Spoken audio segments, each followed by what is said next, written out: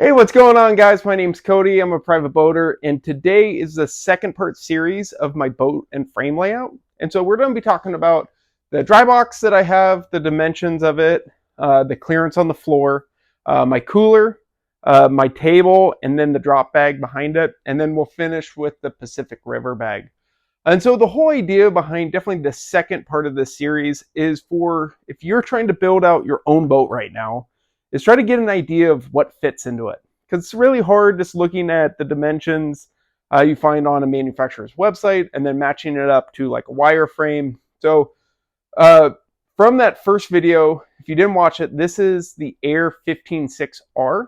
And so everything that is in here fits. It's tight, but it does fit. So if I could get an inch or two more width out of a boat, I definitely would. But ultimately, this works just great for me. So starting out, we're with this table. So this table was made out of Albany.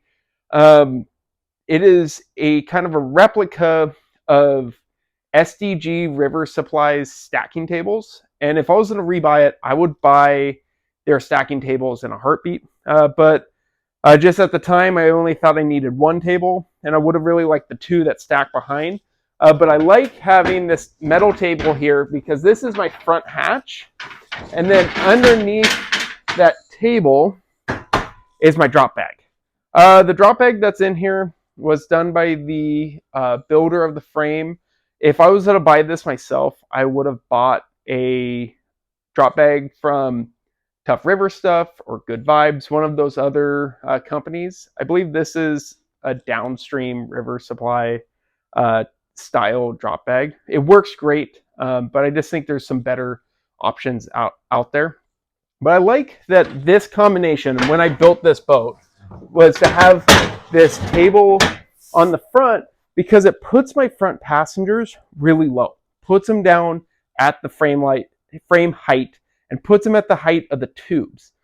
My other boat, I have people sit on the front cooler, and it's just, I found really high. And I've had multiple swimmers off the front cooler of boats, and I've never had a swimmer off the front table here, just because they're so low. And so I built this for my wife and two kids to be a very safe and secure ride. So moving up is the Canyon Pro 150. And on my channel, I did a gear review of it about 2 years ago. I posted it on this new channel, and I really love it. The 150 is an amazing size. It's heavy though, but all the features that it has, look up that review because I couldn't recommend this more. So the 150, I have the dimensions here. So it needs a 20-inch cooler bay, and going with a 20 or even you could go 20 and a half cooler bay. It's from where it sits on the rails down to the bottom, it's 13 and a half inches. And so with my frame and everything, it gives me 2 inches of clearance from the bottom of the cooler to the floor. And I feel really comfortable with that height. Definitely on like a cooler on the dry box, I ended up having 1 inch more. I'll get to that when I get to the dry box. But the dry box, a little bit harder edges, so I worry about those a little bit more. But the cooler spacing I feel pretty comfortable with.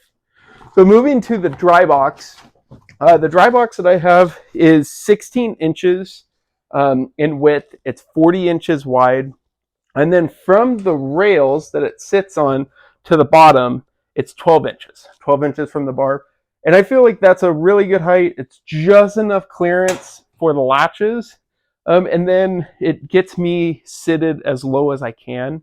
I'm not a huge fan of rowing from a dry box and then putting a seat on top of it, just because then you have to have longer oar towers.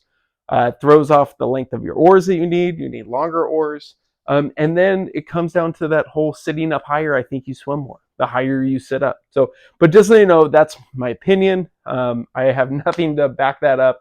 But to me, it makes sense that lower you are in the boat, the less likely you are to get thrown out on those pitches that the boat doesn't fully go over. And then, so finally, in every single one of my boats that I take on multi-days, I have a Pacific River bag. I think in the private sector, they're indisposable. The running with a guide company, you're running with 19 of the exact same dry bags.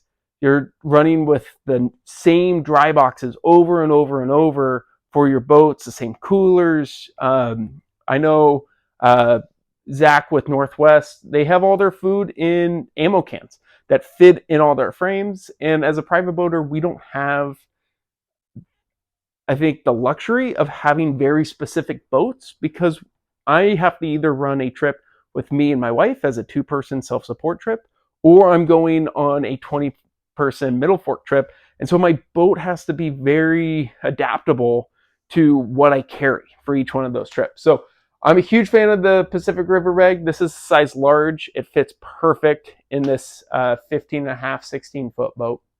And outside of that, we'll finish next week with the last part of the series, talking about oar locks, what I use, and then how I set up my oars. So thank you so much for watching, and thank you for reaching out for everyone that has contacted me on the comments. That's how this video series came to be, is because people were trying to build their own boats. And so I'm super happy that people reached out. And if there's anything that you guys have questions on, anything like that, please reach out. I absolutely love it. Outside of that, hopefully I'll see you guys on the water.